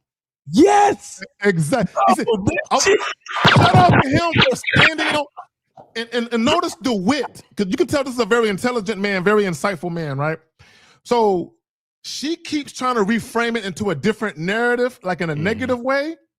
And instead of him arguing and being combative, see, why you gaslighting me? See, a lot of you guys explaining all exactly. That. Yeah. He is staying calm and he's still dominating the conversation in his own way. Exactly. Masculine identity, mountain mentality. The wind is pushing against him, and he's resisting it just based on his position, not offensively. He's just like, that's right. Oh, you want to crash against me? Go ahead and crash against me. But now it's because you're enjoying it. It's not because there you go. Because I already know combat wise, I'll beat your fucking ass. So it can't be combat. It has to be because now she's enjoying it. Yo, I love this. Yo, this is great. But no, seriously, I see. Look at her face too. She's look at it. She's a little smile right there. Yeah, right now, Barbara Walters is moist. Right there. I guarantee you right now, she motioned to the people to go get her some new panties. Like she was, hey, when they turn off the camera, I'm gonna need some new drawers. Yeah. Maybe she's getting to like it, and then it becomes something else. I don't know. But no, seriously, I think that. Look at the way her lip fucking like. Look at what I'm saying. And then her lips changes when her vagina tingles. Look. But no, see that? Like the, got her. Yo, but no, seriously, I think that. You see the longing in her eyes, like she wants to fuck this dude. It's crazy, right? But also, it's the controlling the conversation, right? Because she was trying to frame it in a certain way. She tried to frame it morally. Then she tried to frame like, well, what if she fights back? And he kept putting his hand on the wheel. She's like, no, turn this way. He's like, no, I've got the wheel here. Exactly. And so he brought it into humor, a little bit sexually charged, and then he says, but truthfully, and then he brings it back to where he wants it to go into like a non-humorous dialogue, right? So he's in control of the whole fucking thing. Yep, he's dictating. Right, because right after this, he says truthfully, and then you see her face drop, right? So he's now controlling like her reaction. He said, no, truthfully, and she went from a smile to like something dropped, So he's wielding the whole fucking thing. And let me just say this again, because I'll be remiss if I don't remind people. You cannot mimic this. No. You either are or you're not. Exactly. That's so real. That's so fucking real. It's the last resort. He's not going to do it because he wants to do it. Huh? Wait till people see this interview. You're going to get mail. Ooh, threats. Might get some female. See, then he redirects again. Rewind that back. Please rewind that shit. He tries to threaten him, and then he turns it again. He flips it upside down. He turns it again. Oh, man. Well, then you get into another area. I mean, then maybe she's getting to like it, and then it becomes something else. I don't know. But no, seriously, I think that it's the last resort. He's not going to do it because he wants to do it. Huh? Wait till people see this interview. You're going to get mail. Might get some female. Right there. Stop right there. Stop right there. I'm going to tell you why he said that. I'm going to tell you. See, when you are rooted in your identity, your masculine identity, shout out to Miles, he knows for a fact women are attracted to me because of who I am. Mhm. So in this interview, I've just been who I am the whole time, and women still fuck with me. So he knows when women see this interview, I'm not worried about them being offended because women like this shit. I want to point something else out. Like after he did that first joke, right? And then he said, no, truthfully, he answered the moral question that she posed before, right? Because so she first asked, so you think it's good to slap a woman? And then he turned that into a joke. And then he answered it on his own terms when he wanted to answer it after he had control of the situation. So he's wielding this whole fucking thing. It's like she comes in with this thing, he flips it, he doesn't move, he then turns it into what he wants to, this little joke, and then he brings it back down. He says, no, actually, I don't think he's like, it's not like you want to. It's just sometimes you have to. Right? Sometimes that's just what the situation calls for, but I'm not wanting to do this to a woman. And so he answers her moral question, but on his timing, not when she asks him to answer it. She wasn't even asking the question. She was questioning why he does what he does. Right. So instead of explaining it, like you said, he did the jokey joke thing with it. And then he provided clarity. He didn't explain, because he didn't say me specifically. He said, in general, he was using general terms because he understands this is not about me specifically. It's not really about me. It's about the dynamic between men and women and the power dynamic where you have women who sometimes forget that men and women are not equal. So he was basically using that to say, we're not. And he's reminding both men and women, we're not equal. Wait till people see this interview. Are you going to get mail? Might get some female. And I wish we saw her face when he said that. Yeah, right. Because she smiles. We still got 3 free calls, y'all. Y'all better get it in, man. It's almost but over. That's just a good example of how to own a conversation. That is a really great example. Okay, we got some questions. Rest in peace. Shout out to Sean Connery. Salute, man. Shout out to him. That was dope. I'm glad you pulled that shit up. And it's funny, we all knew it. We all saw it before, and we all knew it. Yep. You know what I'm saying? And then, to me, when I saw it years ago, I thought it was powerful then. I'm like, man, this is what the fuck I'm talking about. Yeah. Yep. So Joe Blast says, is there any books or videos out there that can open my mind to that type of erotic thinking? Oh, of course. Guys, and you live in CT, you live in Connecticut. In that tri-state area, guys, there are erotic poetry slams, erotic poetry readings, and all of that, like kind of like spoken word. But also you can look up this, Google this. Hold on, right there.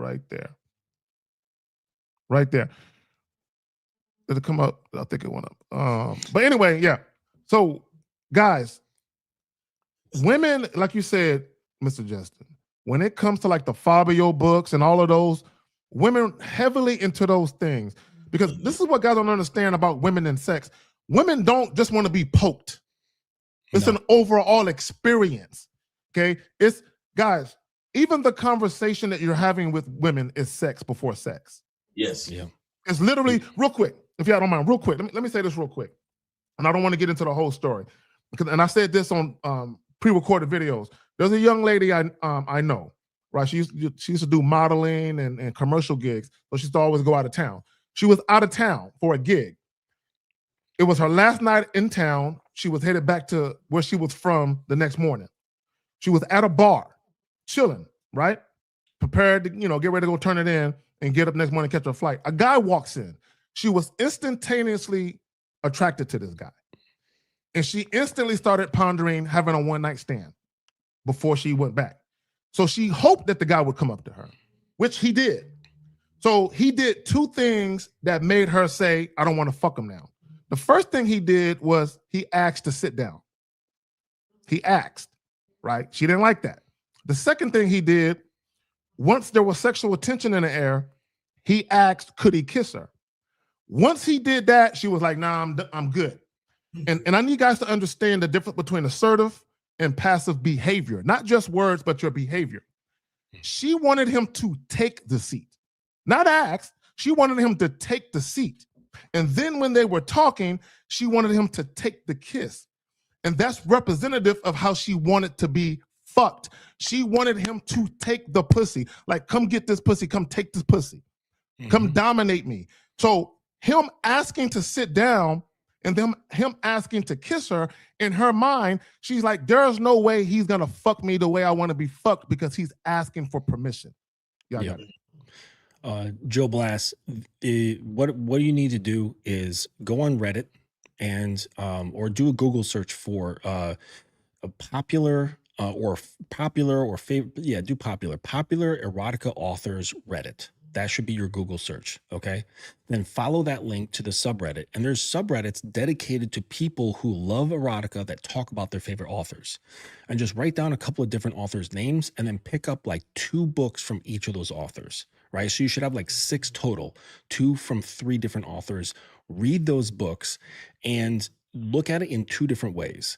Look at the behavior of the male protagonist in the stories, but then also pay attention to the overall structure and pacing of those stories, because what you're going to learn in there is timing and tension. Okay. That's what's popular in these books, is timing and tension. Women typically don't like things that are too on the nose, right? Where it's like, oh, I like this guy, he likes me, we fuck. Like, that's too fucking easy. Women love. They're highly addicted to anticipation and anticipation and tension.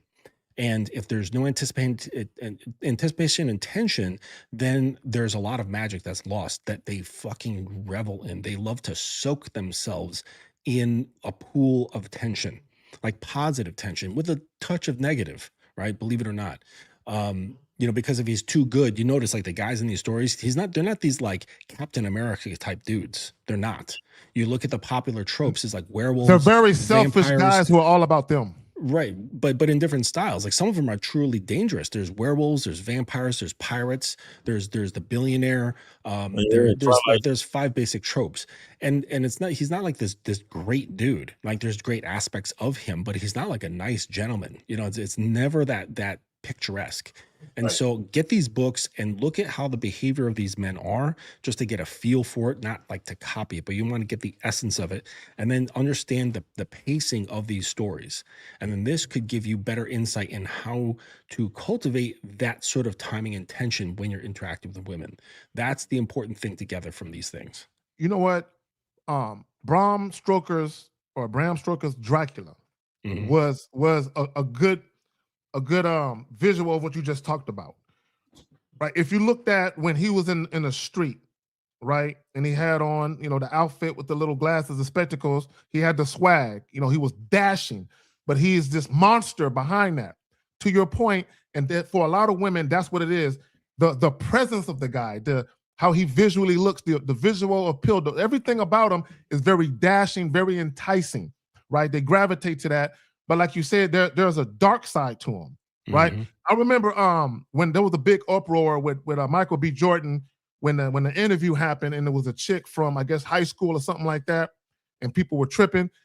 There were multiple women who said visually they like the way he looks, but they can't really fuck with him because he don't have an edge to him.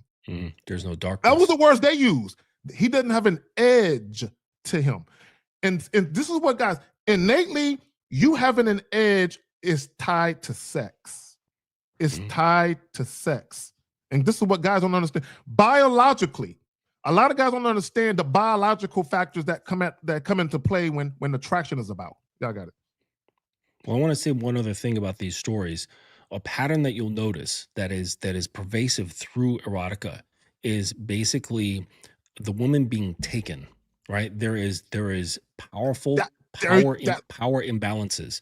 So there's power imbalances socially, like the guy is like this, high level socialite, he's a billionaire or something like that. There's social differentials like that, but also just in the energy between the two of them. It's never this like egalitarian, equal, like boy likes girl, girl likes boy sort of thing. It's not like that at all. Typically, it's her being taken into his world and by him, Okay. And this is a trope that's been going on for a very, very long time. It's basically the formula that Beauty and the Beast has been formed on, right? He's this monster. He's this huge imposing monster. He could snap her neck with like his pinky. You know what I'm saying? But he's also this gentleman. You know, remember in the story, he was like a prince or something like that. Yeah. But he was both. He was like this prince, but he was a beast. It's the fantasy that women have. Right. It's And that. yeah, it's the both bad of those. girl, It's good both of those. girl thing. Exactly. That's exactly the point, because it speaks to the two things that are actually inside a woman, which is the little girl who wants to be taken care of, who wants to feel safe and cherished and all that stuff, and then the whore who wants to be objectified and ravished. And dominated sexually. Right. And both of those things exist in her. And so it's like, to bring those out in their fullest, you actually have to embody both of the things that bring those out. And let me say this real quick. All women want to be dominated sexually, even if they don't know it yet. Okay. And this is what I mean by that. If a woman is just having vanilla sex, the moment she meets that man who is very dominant and takes her to different depths of her sexuality, her world and her sexual palette will never be the same. It will never be the same. Right. So is it, I know, girl, I know. It will never be the same. Right? All women want to be dominated. It goes back to the story I told. And also, all women want to feel like they're being seduced, almost like they can't help it. I don't want to fuck him, but I'm in a trance when he's around, and I can't help it. I just fell on his dick. I actually had a chick say that to me one time. Yeah. We had sex a couple of times, and her exact words were like, every time I'm around you, I just end up falling on your dick. That was her exact words. But like, I don't want people to get confused what you're talking about, because that's not anything to do with force, right? Exactly. Like, thank you. Domination has more to do with power than it does with force. Okay. So force is directional, right? It's very like A to B. It's a really straight line, like grasping for control. Like force is very easy to see. Power is more nondescript, non-defined, you know, and it can be transferred to different things. Okay. So like a battery is power, because you can put it in a flashlight, you can put it in a vibrator, you can put it in different various things, you can put it in an RC car. Like it has a lot of potential to use that energy in many different ways. That's power. All right. Force is like really on the nose. It just has like one direction. It serves one purpose. And domination is not force. It's not like actually like grabbing the girl, even though it involves that stuff. Like, but it's also psychological. Absolutely. It's psychological and more energetic than anything that you actually do, you know? So it's kind of like this, like, I don't know if guys have had fathers that were similar to this or been in these situations where there's like the dad who's like forceful and he makes you fear like getting on his bad side. Then there's the power where, you know, you fucked up, you walk in the room and he's sitting there on the chair and he just looks at you and you feel like a spear has been driven through your chest.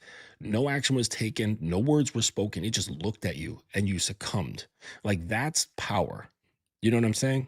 Or like another good example is if anybody's seen that movie Conan the Barbarian. Yes, dope movie, by the way. Dope movie, yeah, by the way. Where Thulsa Doom, he has built up his cult, and he's standing there, and Arnold's character, he was captured, beaten up, he's on the ground, and Arnold's like, you killed my father, you stole my father's sword, and he's like, oh yes, the riddle of steel, and he's like, that you think that's where power is? No, he said, what is the power of steel compared to the hand that wields it? And he said, look around you. And all these people were standing around him, like on the mountains and stuff. And he goes, look. And he points up at this girl. And he says, darling, my dear, come to me. And she just walks off the cliff and falls she jumps to her death. Yep. And she goes, that's power. That's power. And he didn't do anything. Because he was exuding it. He was holding the power. Force is more like the sword, right? It's very 1, 2, 3. It's very simple, right?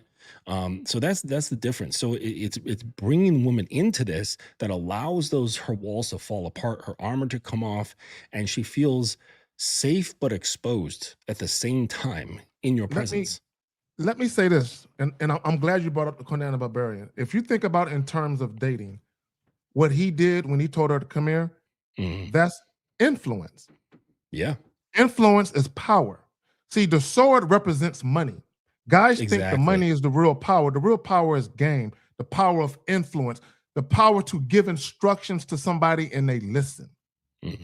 That's the real power. The average guy doesn't have the power of influence with women, which is why they try to use material possessions and money because they think that's power. No, it's not. The power is influence. She's not coming off the cliff because she's getting something out of it. Exactly. Mm-hmm. Yep, she just walked off because she's just like, oh, that's what he wants me to do. I want to do what he wants me to do. That's it. Yep. Yeah, guys, check out that movie, listeners. Check out the first Conan the Barbarian movie. It's dope. It came out in '82. Don't watch the second one. Don't watch that trash. No, the one with Wilt Chamberlain in it. Don't watch that. No, that's not good. Whatever you do, don't watch that one. No, the pretty much the only one. Conan the Barbarian is pretty much the only of the Conan movies worth watching. Yeah, pretty much. Yeah, don't watch any of the others. It's clown shit after that. Please don't. Yeah. Red Sonja, that was bullshit too. Red Sonja, that was terrible.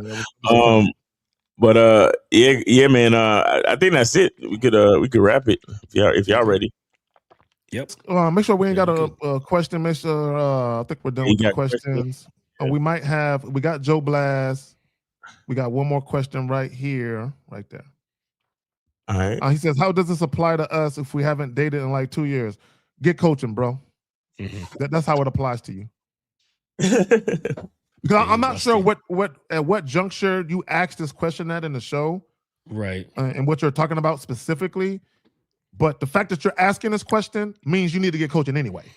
Like, how does this? Like, what is this? We don't know that. Yeah, they do that a lot. They ask a question during a certain part of the show, knowing that we ain't gonna get to it till later, but they don't actually fully ask the question, so we never know what the fuck they're talking about. So he says, this is our last question right here. He says, I know if girls like you, they will travel an hour for sex. They'll do the same when it comes to dates. Guys, see, and Jotaro, you ask a lot of questions when Miles and Lucario do live streams. You ask a lot of questions there. And the reason why you're asking these questions is because you're not actually dealing with women enough. Shit. Yeah, you're not doing anything. And y'all ask a lot of hypothetical questions like, do women do this? Do women? Yes, for the motherfuckers that got some game. Yes, they do. So if they're not doing it for you, that means you're not where you need to be. Facts. Yeah, if you were exercising yourself, you would have answers to these questions. Facts. Yep. Like through trial and error. Like you'd figure it out, right? So are you talking to 20 women a day? Like that's really what you should be doing. Like a lot of these questions, the kinks can be ironed out simply by taking action. And one of my business coaches, he told me years ago, he said, take messy action. Like don't try to take perfect action because it's impossible, especially when you're starting a new venture. Just take action, take messy action, and just let the chips fall where they may. Right. Yes. And women will get on a plane for you too. Yes. Please ask me how I know. Please ask me how I fucking know.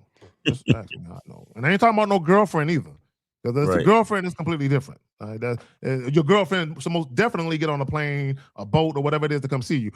However, I'm talking about guys, look, the problem a lot of you guys, you hear guys talk about certain things, and you're like, oh, I want that. Oh, I want that. I want this. I want that.